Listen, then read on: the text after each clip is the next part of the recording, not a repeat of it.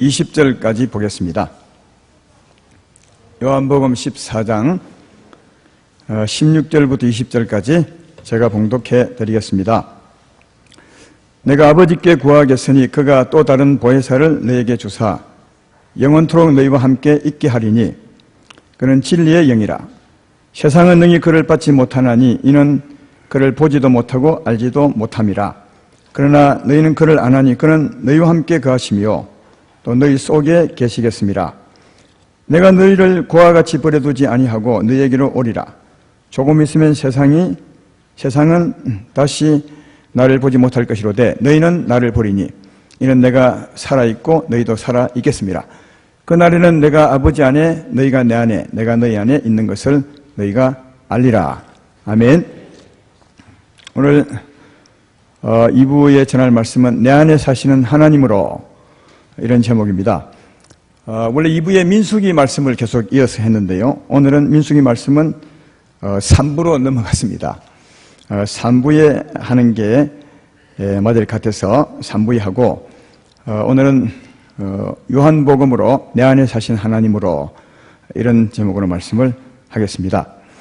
오늘 말씀은 하나님 우리와 함께 계시는데 여러분은 그 하나님을 어떻게 나타내며 사느냐, 어떻게 믿고 의지하고 나타내며 사느냐, 그런 말씀이 되겠습니다.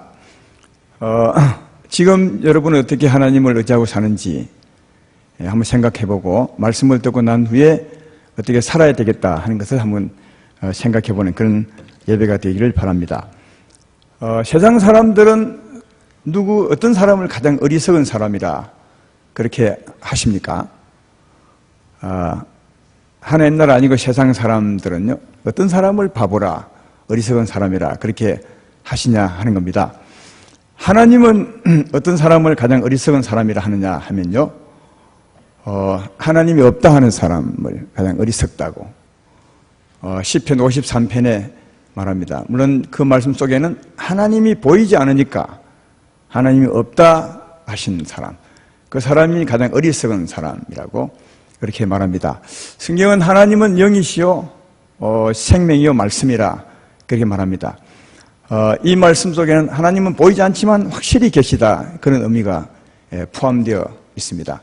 하나님은 어디서나 계십니다. 다만 영이시고 말씀이시기 때문에 보이지 않을 뿐이지 하나님은 계십니다.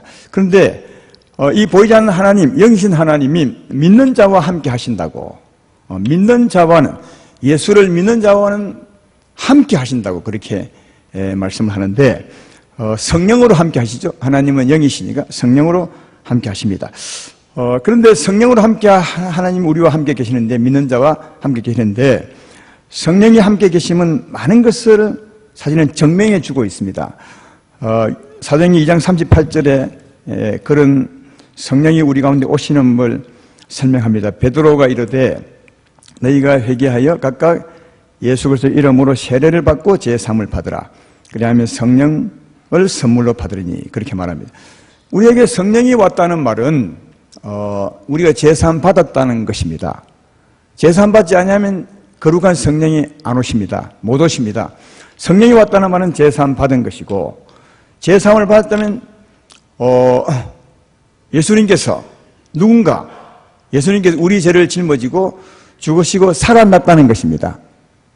왜냐하면 그래야 우리 죄를 담당하고 죽으시고 살아나셔야 우리가 죄에서 사함을 받습니다. 그렇죠? 그러므로 또 그것은 또 하나님의 아들이 세상에 오셔서 사셨다는 것을 말하는 겁니다. 하나님 아들이 세상에 오셔서 사셨다는 말은 하나님이 사람들이 오셨다는 겁니다. 하나님이 사람들이 오셨다는 말은 하나님이 계시다는 겁니다. 제 말 이해되면 아멘 합시다. 성령이 오셨으면 그걸 증명해 줍니다. 그게 증명이 안 되면 성령이 못 오시는 거죠.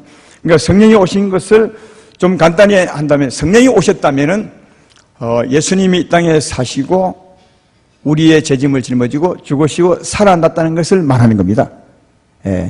그리고 우리 죄를 사했다는 것을 증명해 주는 것입니다. 성령이 우리 안에 왔다는 말은 우리 예수님을 본 적이 한 번도 없지만 예수님, 하나님의 아들이 이 땅에 오셔서 우리 위해서 사시고 죽으시고 살아난 것을 증명해 주는 겁니다. 그래서 예수님도 이 말씀을 분명히 했습니다. 요한복음 15장 26절에 예수님이 이렇게 말씀했죠. 내가 아버지께로부터 내게 보낼 보혜사 곧 아버지께로부터 나오는 진리의 성령이 오실 때에 그가 나를 증언할 것이요. 여기 나는 인자로 사시는 예수님을 말하는 겁니다. 하나님의 아들로 사시는 예수님을 말하는 겁니다. 성령이 왔다는 말은 예수님이 하나님의 아들이 이 땅에 살았다는 것을 증언하는 거라는 거죠. 또 요한복음 16장 14절에는 조금 더 그 내용을 보태서요 이렇게 말합니다. 그가 내 영광을 나타내리니 내 것을 가지고 너에게 알리겠습니다. 이 말은 성령이 오셨다는 말은 예수님의 영광을 드러내는 것이니까. 예수님이 어떻게 사셨습니까? 우리의 죄짐을 짊어지고 죽으시고 살아나심으로 우리 죄를 사하셨습니다. 그 예수님이 죽으시고 살아나심으로 우리 죄를 사하신 그 예수님의 영광을 성령 자체가 증명하는 것, 드러내는 것이다. 성령이 여러분 안에 계시면 예수님이 사람으로 사시고 죽으시고 살아나심으로 여러분의 죄를 사했다는 예수의 영광을 드러내는 것이다. 그렇게 말씀을 합니다. 성령이 왔다는 것은 굉장한 것을 증명해 주고 있는 것임을 알 수가 있습니다. 그러면 오늘 설교를 쭉 여기까지 들어보면 성령이 오셨으면 확실히 예수님이 우리 죄를 짊어지고 죽으시고 살아나셨고, 그리고 하나님의 아들 예수님이 이 땅에 오셔서 사셨고, 또 하나님이 사람 되어 오셨고 하나님이 계신 것이 맞는데 성령이 오셨다면요. 근데 문제는 성령이 안 보인다는 거죠. 하나님은 영이시니까, 성령은 영이시니 내게 오셨다고 하는데 안 보이시니까 그분만 보인다면 그걸 믿겠다 그것입니다. 왜? 그분이 오셨다면 예수님이 사신 것이고 하나님이 계신 것이다 믿겠는데, 논리 정연하게. 그러나 성령이 우리 가운데 오셨다는데 안 보이니까 그걸 어떻게 믿을 수 있냐. 근데 성령이 오신 것을 알 수 있다는 겁니다. 오늘 본문에서 그걸 말씀해 주고 있습니다. 보십시오. 16절 17절을 보십시오. 내가 아버지께 구하겠으니 그가 또 다른 보혜사를 너에게 영원토록 너희와 함께 있게 하리니. 17절에 그는 진리의 영이라 세상은 능히 그를 받지 못하나니 이는 그를 보지도 못하고 알지도 못함이라. 그러나 너희는 그를 아나니 그는 너희와 함께 가시며 너희 속에 계시겠습니다. 너희는 안 돼요. 성령 오시면 세상은 모르. 왜 세상은 모르겠어요? 세상은 죄인을 말합니다. 죄인들은 예수님을 영접할 수 없습니다. 성령은 죄인에게 오지 않습니다. 그러나 우리는 회개하고 예수를 믿음으로 죄사함을 받았습니다. 믿으면 아멘 합시다. 그래서 우리는 성령을 영접할 수 있습니다. 성령이 오십니다. 아까도 말했지만 회개하고 예수 믿음으로 죄사함을 받으라, 그러면 성령이 오시라 한 것처럼 우리는 예수를 믿음으로 성령을 받습니다. 세상은 받지 못합니다. 그래서 성령은 영이시니까 세상은 보지도 못하죠. 영이시니까. 그리고 받지도 못함으로 알지도 못한다는 거예요. 그러나 우리는 성령이 우리에게 오십니다. 우리 안에 오십니다. 그러므로 오심으로 말미암아 우리는 안다는 겁니다. 어떻게 알까요? 오늘 제가 이것을 설명하려고 설교하겠습니다. 그는 진리의 영이라고 말하죠. 이 진리의 영이라는 말은 이런 겁니다. 탐욕과 거짓은 진리의 영이 아닙니다. 탐욕의 영이요 악한 영입니다. 진리의 영은 그 반대입니다. 진리의 영은 사랑과 희락과 화평과 요즘 자주 말했던 것처럼 은혜롭고 자비롭고 인애와 진실이 많은 이런 능력, 이런 영광이 하나님의 진리의 영입니다. 그래서 성령이 우리 안에 오시면 그는 진리의 영이라 이런 영광을 우리에게 나타내는 겁니다. 우리 마음에, 여러분의 마음에 나타내기 때문에 우리가 진리의 영을 받으면 우리 마음에 진리를 느낄 수 있는 거죠. 이런 것 같습니다. 캄캄한 새벽에 태양이 떠오릅니다. 그러면 태양은 영광의 태양이라 떠오른과 동시에 어둠이 쫙 물러가고 온 세상이 밝아지게 됩니다. 캄캄한 어두운 세상에 태양이 떠오르면 온 세상이 밝아지게 되죠. 그 밝아지는 것을 볼 때 태양이 떠올랐구나. 이걸 우리는 금방 알 수 있는 거죠. 말하지 않아도 태양이 떠오르면 어두운 세상이 밝게 바뀌기 때문에 밝은 세상이 된 것은 태양이 떠오른 것이구나. 이걸 아는 것처럼 우리도 전에 어둠이었습니다.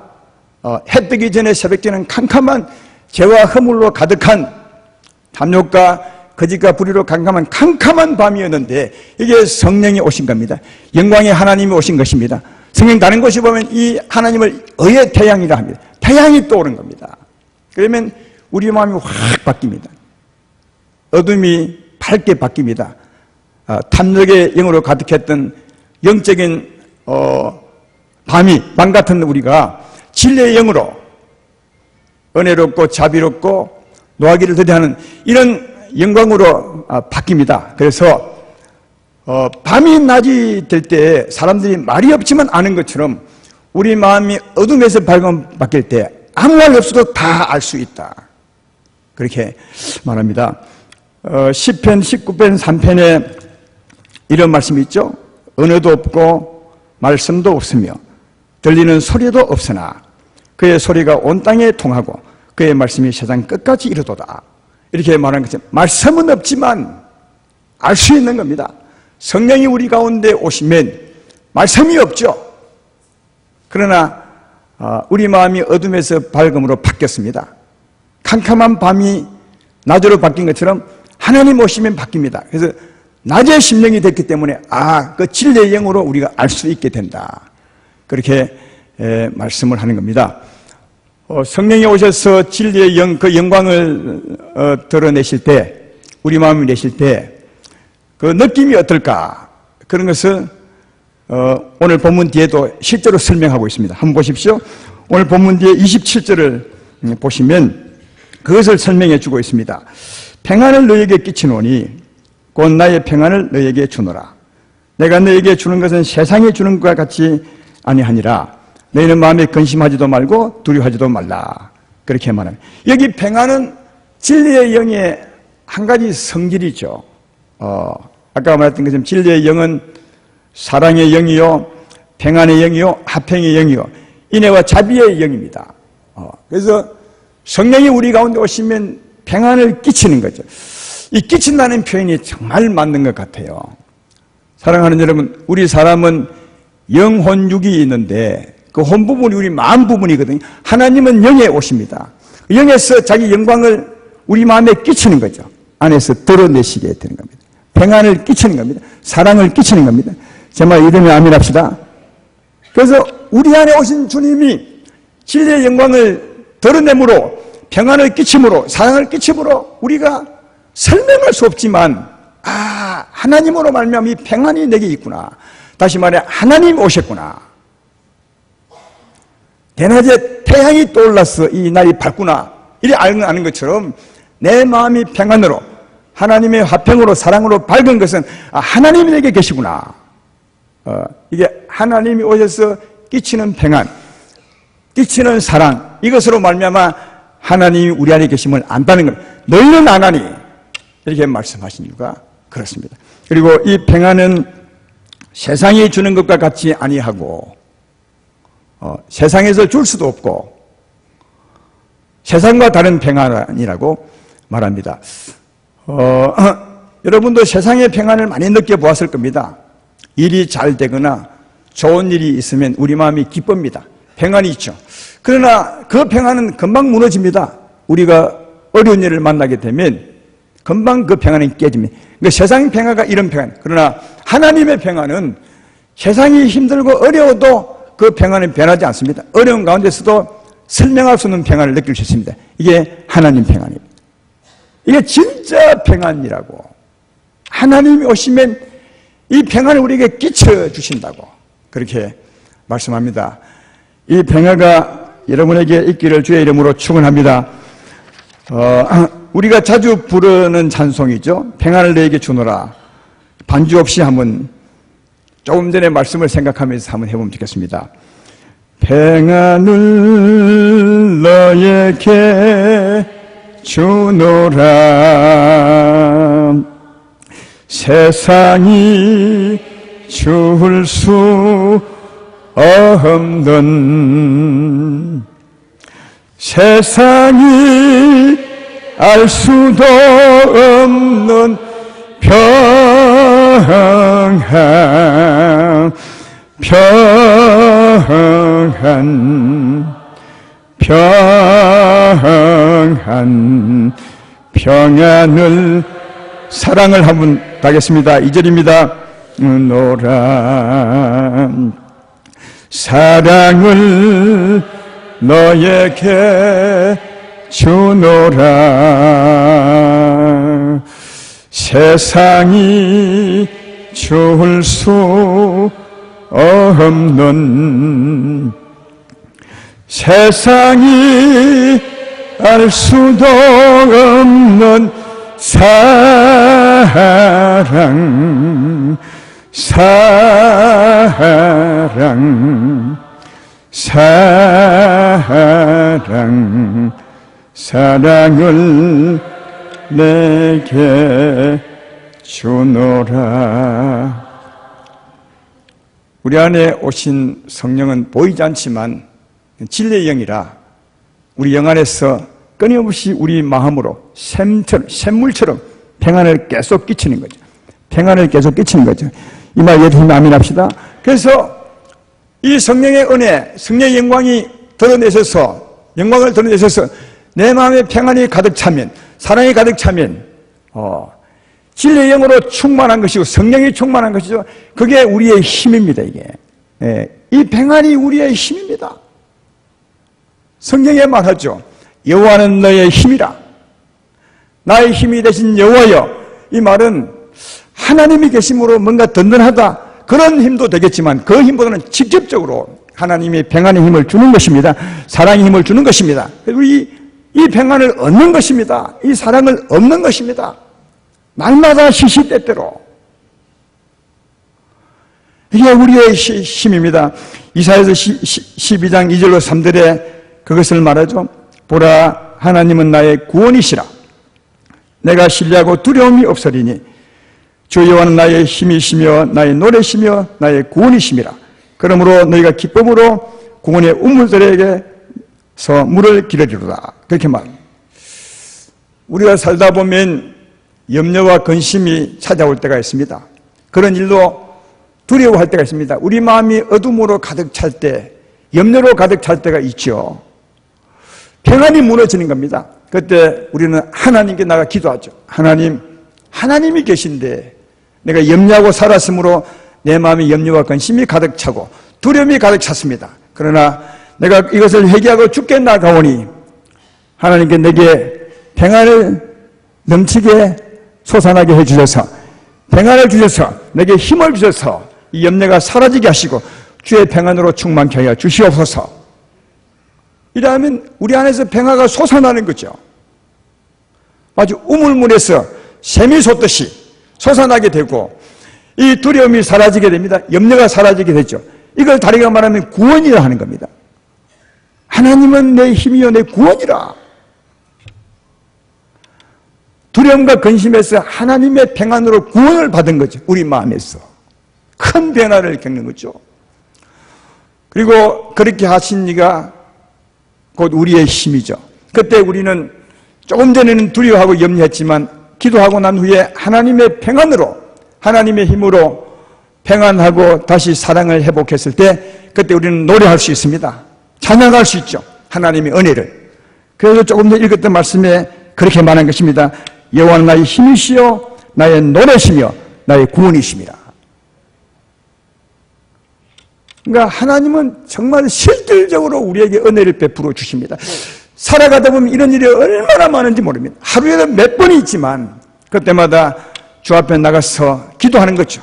성령의 우물물에 나가서 물을 기르는 거죠. 그러면 우리 안에 성령이 샘솟듯 이 평안을 끼쳐주는 겁니다. 그때 나의 불안과 어려움은 사라지게 되고 내 마음에 평화가 가득 차게 되고 하나님이 내 삶을 주관하시게 되고 내 일을 잘되게 하시고 할렐루야. 그래서 하나님이 나의 힘이시라는 거예요. 나의 구원이시며 나를 노래하게 하시는 하나님이시다. 그렇게 말씀합니다. 요한복음 7장 37절로 38절에도 이렇게 말하죠. 명절 끝날 곧 큰 날에 예수께서 서서 외치시되 누구든지 목마르거든 내게로 와서 마시라. 나를 믿는 성령의 이름같이 그 배에서 생수의 강이 흘러나리라. 우리 배에서 성령이 우리 배에 계시니까, 안에 계시니까 너희가 삶에 목이 마르거든, 살다가 너무 힘이 들거든 내게 나와서 구하라. 그러면 입에서 성령의 샘이 솟아올라서 네 마음에 평안을 줄 것이며 네 마음에 소망을 줄 것이며 네 마음에 기쁨을 줄 것이며 일어나 살 수 있게 할 것이라. 그 성령이 내 삶을 만족케 하는 분이시다. 이렇게 말씀하고, 그러므로 우리 안에 계신 주님은 가만히 계신 것이 아닙니다. 어마어마한 일을 하고 계시고 엄청난 은혜를 끼치고 계시고 우리 삶의 활력과 소망을 주고 계심을 알 수가 있습니다. 그리고 또 오늘 본문 뒤에 25절 26절을 보십시오. 이렇게 말합니다. 내가 아직 너희와 함께 있어서 이 말을 너희에게 하였거니와 26절에 보혜사 곧 아버지께서 내 이름으로 보내실 성령께가 너희에게 모든 것을 가르치고 내가 너희에게 말한 모든 것을 생각나게 하리라. 예수님이 사람으로 계실 때는 사람 말을 했지만 그 말이죠. 25절에 내가 사람이 있을 때는 사람 말을 하지만 성령이 오시면 어떻게 말씀하겠냐는 거죠. 여러분, 성령이 우리 안에 오시면 성령이 예수님이 성령으로 오신 건데 그분이 어떻게 말씀하시겠어요? 사람으로 올 때는 사람 말을 하지만 성령으로 우리 안에 오시면 우리에게 어떻게 말씀하겠냐? 여러분, 성령과 가장 가까운, 영과 가장 가까운 우리 감각기관이 어디입니까? 여러분, 여러분의 영과 성령과 가장 가까운 우리 몸의 감각기관이 어디? 마음이죠. 생각이겠죠. 당연한 거 아니겠습니까?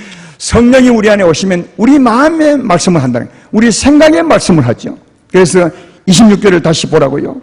보혜사 곧 아버지께서 내 이름으로 오실 성령께가 너에게 모든 것을 가르치고 내가 너에게 말한 모든 것을 생각나게 하리라. 성령은 영이시니까 우리 귀에다 말씀하지 않습니다. 하지 않죠. 성령이 우리 마음에 가르치죠. 제일 마음이 가까우니까. 그래서 성령이 우리 안에 오시면 하나님 뜻을 가르치는 겁니다. 설교를 들을 때 하나님 뜻으로 가르치는 것입니다. 성령을 볼 때 하나님 말씀을 이해도록 가르치는 겁니다. 그리고 가르친 말씀이 우리 안에 있으면 그 말씀을 기억이 나게 하는 거죠. 우리 삶의 현장에서.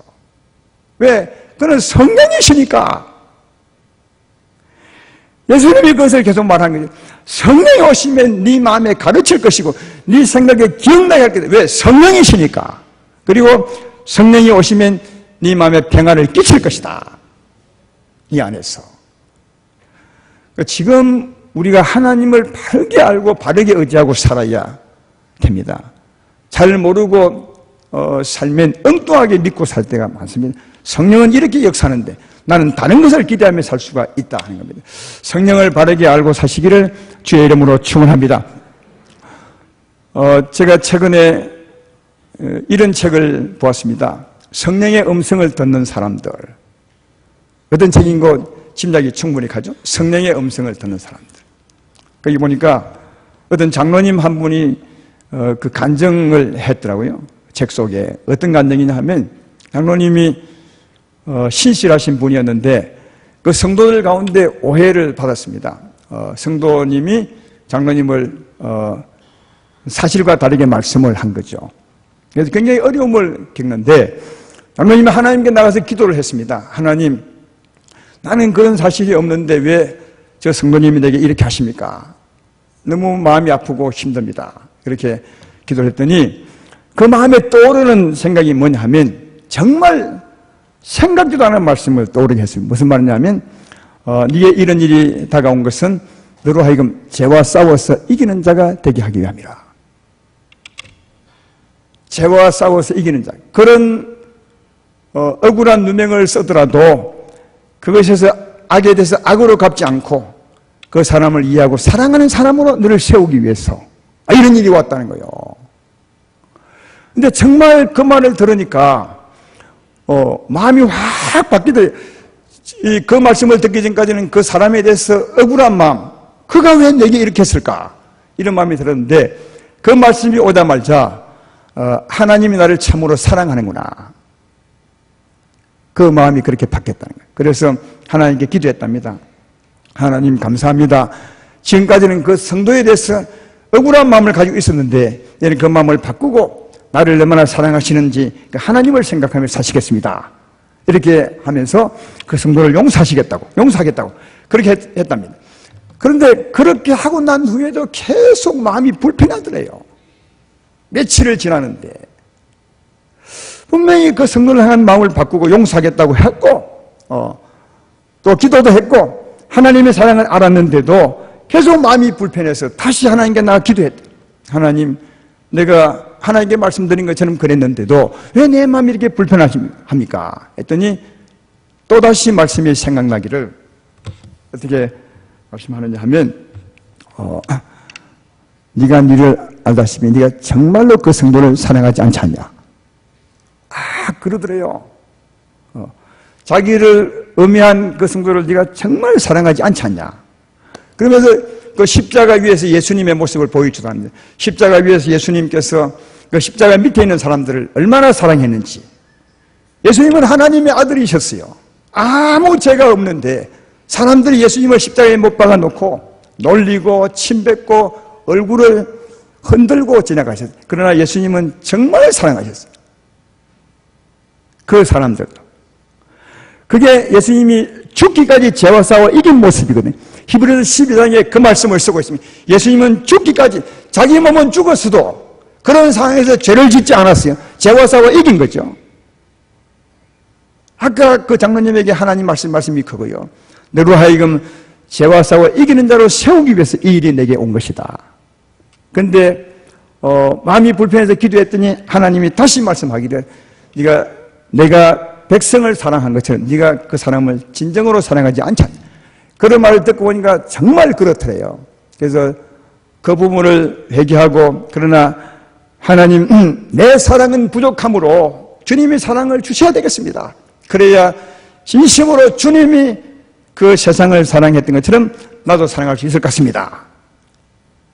그렇게 기도했더니 마음의 불안함이 싹 사라지고 하나님 평안이 다시 회복되고 그 성도를 바라보는 마음이 정말 다르게 깨끗한 마음으로 바라볼 수 있게 되었다고 그렇게 그 책에 기록하고 있었습니다. 여러분, 하나님은 그렇게 말씀합니다. 우리 가운데 소원함을 두기도 하시고 가르치시기도 하시고 또 들었던 말씀을 기억나게 하시사 말씀하는 거죠. 빌립보서 2장 13절 말씀에 너희 안에 행하시는 하나님이시니 자기의 기쁘신 뜻을 위하여 너에게 소원을 두고 행하시나니. 왜 소원을 두겠습니까? 마음에 하나님이 영이시니까. 하나님이 영이시니까 우리 마음에 소원을 두는 거죠. 그 사람을 진심으로 사랑하라고. 이게 하나님의 말씀이에요. 하나님이 이렇게 말씀한다는 사실을 잘 알 수가 있습니다. 저도 이런 비슷한 경험을 했습니다. 얼마 전에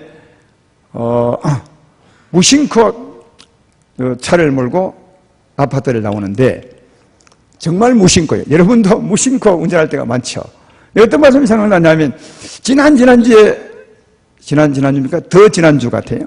그때 이런 말씀을 여러분이 들으셨죠? 하나님 우리 앞서 행하시고 적들을 앞서서 물리치시고 우리 길을 예비하신다고. 그때 모세가 늘 진영이 출발할 때마다 하나님 앞서 행하셔서 원수를 다 물리치시고 내 길을 예비해 주십시오. 이렇게 기도하고 하나님은 그렇게 했다고.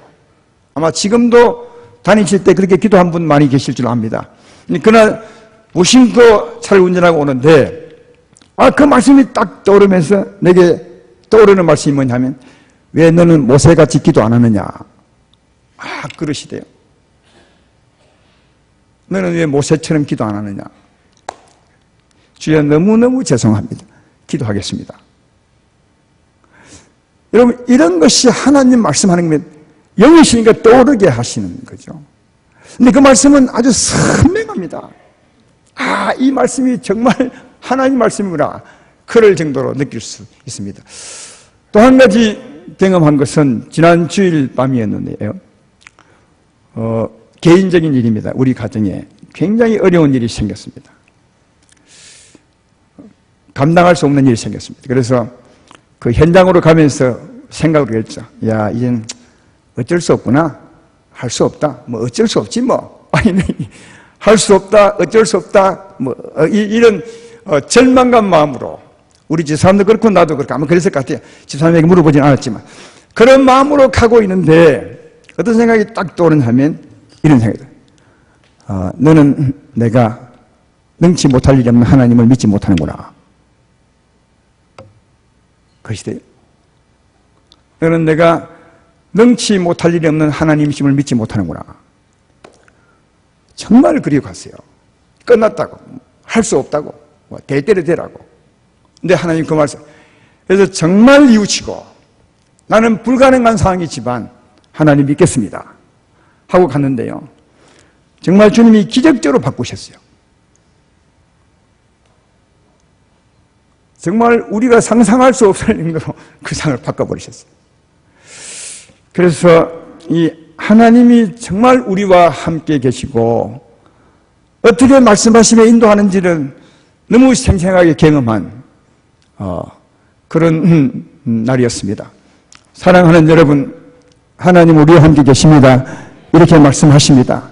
그리고 이것뿐 아닙니다. 살다 보면 아까도 말했지만 이 세상이 어려운 세상입니다. 성경에도 보면 이 세상은 고통의 땅이라고, 고난의 땅이라고 그렇게 말합니다. 우리 삶 자체가 어렵습니다. 사업 문제, 자녀 문제 한두 가지입니까? 그럴 때마다 늘 우리 마음이 불편하지 않습니까?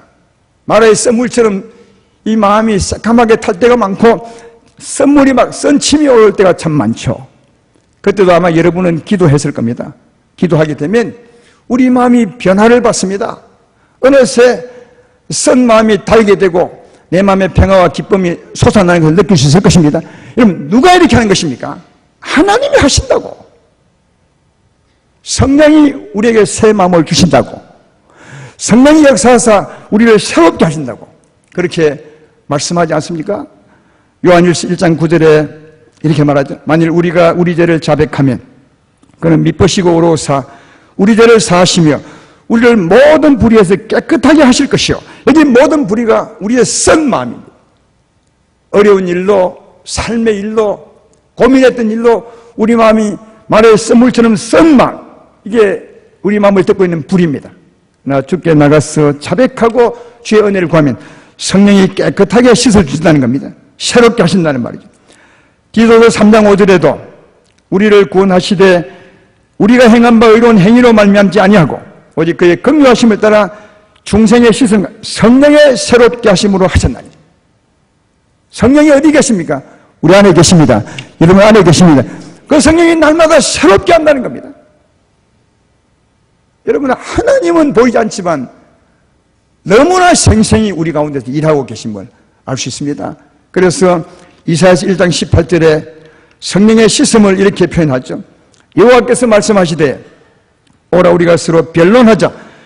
너희 여호와가 주홍 같을지라도 눈과 같이 희어질 것이요 진홍같이 붉을지라도 양털같이 희게 되리라.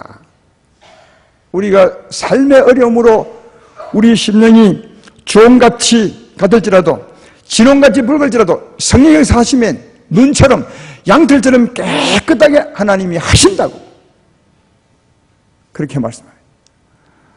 사랑하는 아름다운 교회 성도 여러분, 하나님은 계십니다.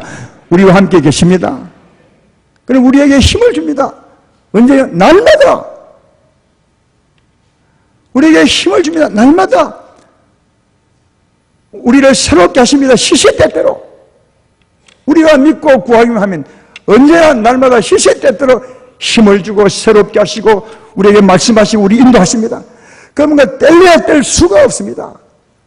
그러나 우리들의 삶을 좀 보면 다 그런 건 아니겠지만 대부분은 어떻게 사느냐 하면 나와 함께 하신 하나님을 나타낼 때 어떻게 하느냐, 내 눈으로 본 것, 내 귀로 듣는 것, 그것만이 하나님 역사라 생각하고 들을 때가 많습니다. 예를 들면 막 방언을 하게 되면 이 방언은 성령이 오셨기 때문에 할 수 있는 겁니다.